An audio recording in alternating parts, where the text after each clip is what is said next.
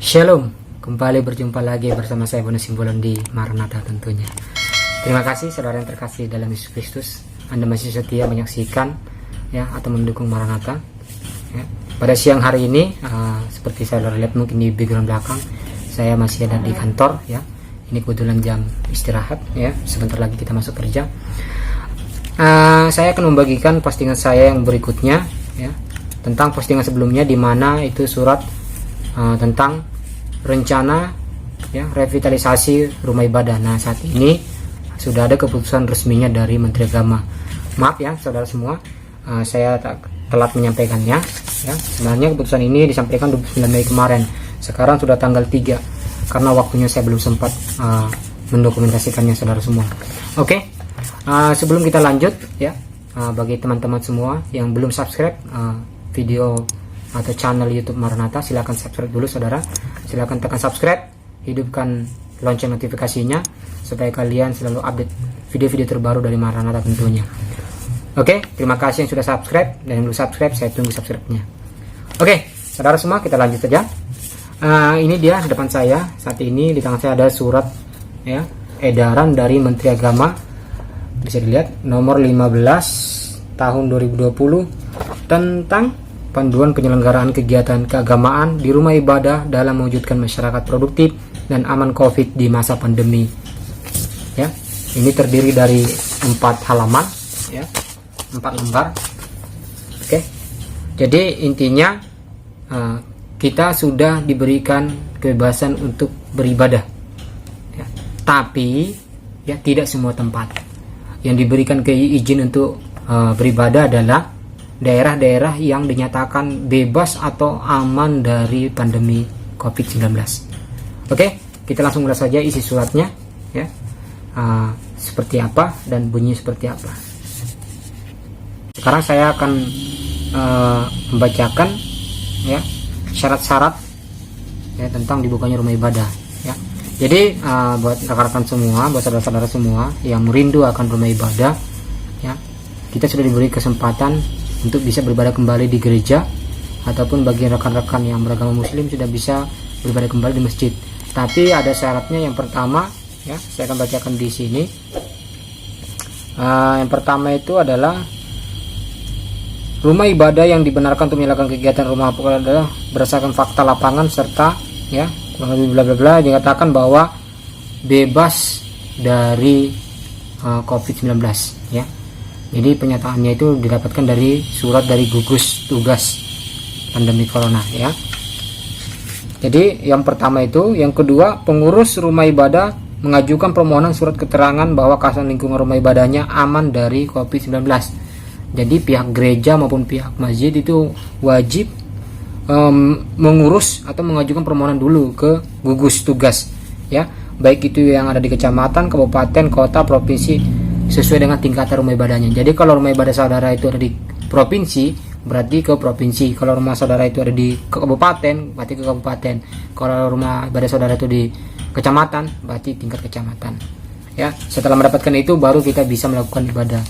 Dan seterusnya yang ketiga, rumah ibadah yang berkapasitas daya tampung besar dan mayoritas jemaah atau penggunanya dari luar kawasan lingkungannya dapat mengajukan surat keterangan aman COVID-19 langsung kepada pimpinan daerah sesuai tingkatan rumah ibadah tersebut ya.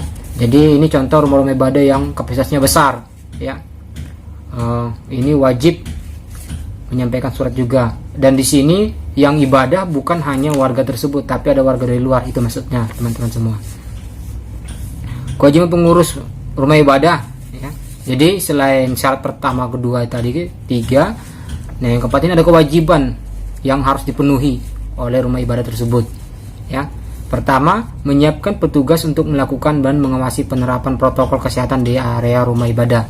Jadi kita harus membentuk tim tugas satgas pandemi ya. Melakukan pembersihan, disinfeksi secara berkala di rumah ibadah. Jadi wajib melakukan penyemprotan disinfektan di rumah ibadah.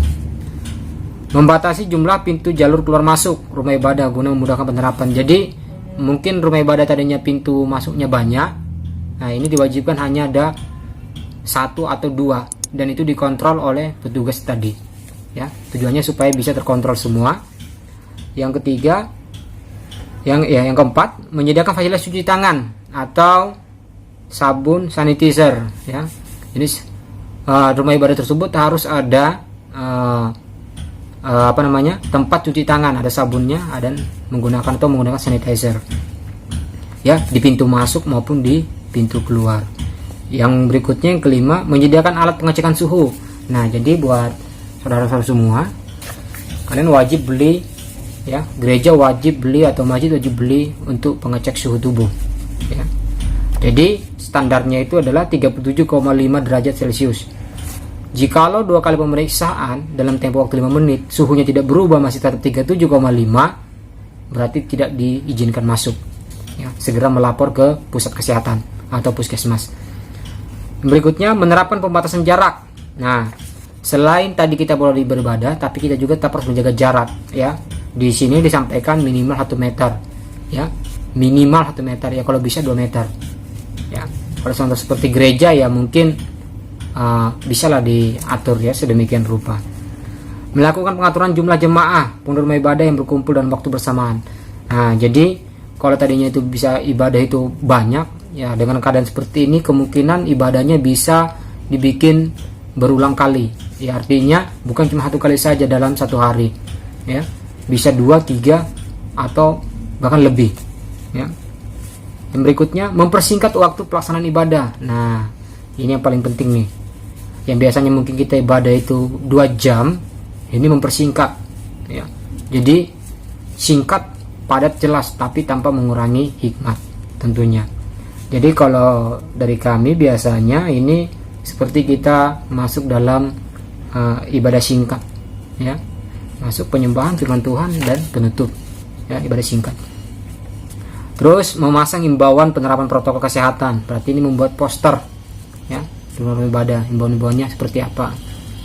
Terus membuat surat pernyataan kesiapan menerapkan protokol kesehatan, ini tadi sama, kita buat surat juga. Memberlakukan penerapan protokol kesehatan secara khusus bagi jemaat tamu yang datang dari luar lingkungan, ya, bagi tamu yang berada dari luar lingkungan kita, nah, itu kita perlakukan protokol tersebut. Nah, yang berikutnya, kelima, kewajiban masyarakat akan melaksanakan rumah ibadah. Yang pertama, jemaat atau jamaah dalam kondisi sehat, ya, pastikan kita posisinya sedang sehat, baru kita bisa pergi ke gereja, ya. Kalau dalam keadaan sakit, batuk, flu dan sebagainya, kalau bisa jangan pergi. Berikutnya, meyakini bahwa rumah ibadah yang digunakan telah memiliki surat keterangan. Jadi kalau ada pun rumah ibadah yang terbuka di daerah kita tanya dulu nih, itu udah resmi dapat surat belum bahwa bebas dinyatakan dari COVID-19. Kalau udah bebas, berarti boleh kita ibadah. Berikutnya, menjaga kebersihan tangan dengan sering mencuci tangan, ya. Menghindari kontak fisik secara bersalaman atau berpelukan. Nah, ini biasanya kita mungkin ke gereja bersalaman. Jadi untuk saat ini kita tahan dulu, ya. Jadi bukan mengurangi damai sejahtera kita, ya, tetapi karena kondisi seperti ini, ya, kita saling menjaga. Mungkin saya yang tertular, ya, akhirnya saya menularkan orang lain, atau orang lain itu tertular menularkan kepada saya. Jadi kita saling menjaga, saudara semua. Yang berikutnya, yang ke-8, menjaga jarak antar jemaah minimal 1 meter, yang sudah disebutkan tadi. Menghindari berdiam lama di rumah ibadah atau berkumpul di area rumah ibadah, ya. Jadi ini ditantang nih jemaat nih, biasakanlah untuk on time, ya. Kadang-kadang ibadah mulai jam 7 katanya, bisa-bisa jam 8 baru mulai, paling cepat setengah 8. Nah, ini sekarang kita dituntut nih jam 7, ya jam 7 langsung tuh selesai ibadah, setengah 8 atau jam 8 udah pulang. Menghindar, terus melarang beribadah di rumah ibadah bagi anak-anak dan warga lanjut usia. Nah, kenapa anak dilarang? Karena anak biasanya tidak terkontrol, ya, nanti dia kesana kesini. Nah, ini dilarang, dan ini agak berat, saudara, ya, bagi orang tua tentunya. Tapi saya rasa kita bisa mengkondisikan kondisi tersebut. Yang berikutnya, ikut peduli terhadap penerapan pelaksanaan protokol kesehatan di rumah ibadah, ya. Nah, yang keenam, penerapan fungsi sosial rumah ibadah meliputi kegiatan pertemuan masyarakat di rumah ibadah, misalnya akad pernikahan, perkawinan, tentang mengacu pada ketentuan di atas, ya. Jadi untuk kegiatan pernikahan, memastikan semua peserta yang hadir dalam kondisi sehat dan negatif COVID-19, sama juga melakukan pemeriksaan. Membatasi jumlah peserta hadir maksimal 20%, dari kapasitas ruang dan tidak boleh lebih dari 30 orang. Ya. Artinya rumah ibadah kita sebesar apa sih? Nah, kita kasih 20%-nya. Ya. Dan pertemuan dilaksanakan dengan waktu seefisien mungkin. Ya, kurang lebih seperti itu. Ya, penutup pendoan ini dipedomani oleh seluruh umat beragama selama menjalankan kegiatan rumah ibadah masing-masing pada masa pandemi COVID-19. Oke, ini dia resmi dari Menteri Agama ya, Bapak Fahrul Razi ya, Bapak Menteri Agama. Oke, ini teman-teman semua. Jadi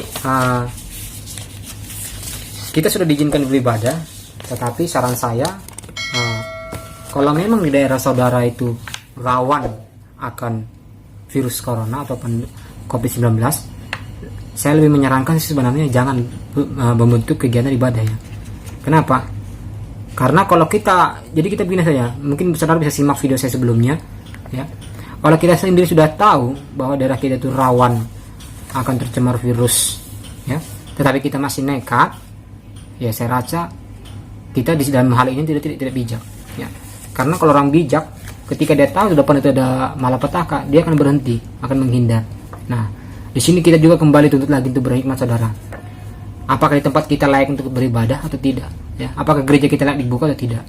Karena sejatinya gereja itu bukan bentuk fisik, tetapi gereja itu adalah hati kita saudara. Amin. Ya, karena tubuh kita adalah bait Allah. Ya. Jadi kalau memang kondisinya tidak memungkinkan untuk kita beribadah bersama di gereja, ya kenapa harus kita sibukkan ya dengan peraturan-peraturan yang timbul saat ini ya. Saya rasa sangat akan memberatkan beberapa gereja ya. Salah satunya adalah mempersingkat waktu ibadah ya. Jadi saran saya buat jemaat-jemaat semua, buat saudara-saudara semua yang rindu untuk bergereja, bijaklah ya, berhikmatlah dalam melakukan tindakan atau kegiatan ya.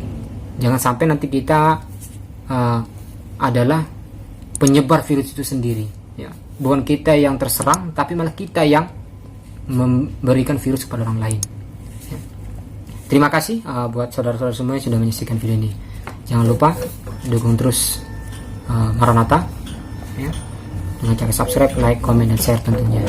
Terima kasih. Salam sehat selalu. Tuhan Yesus memberkati. Shalom.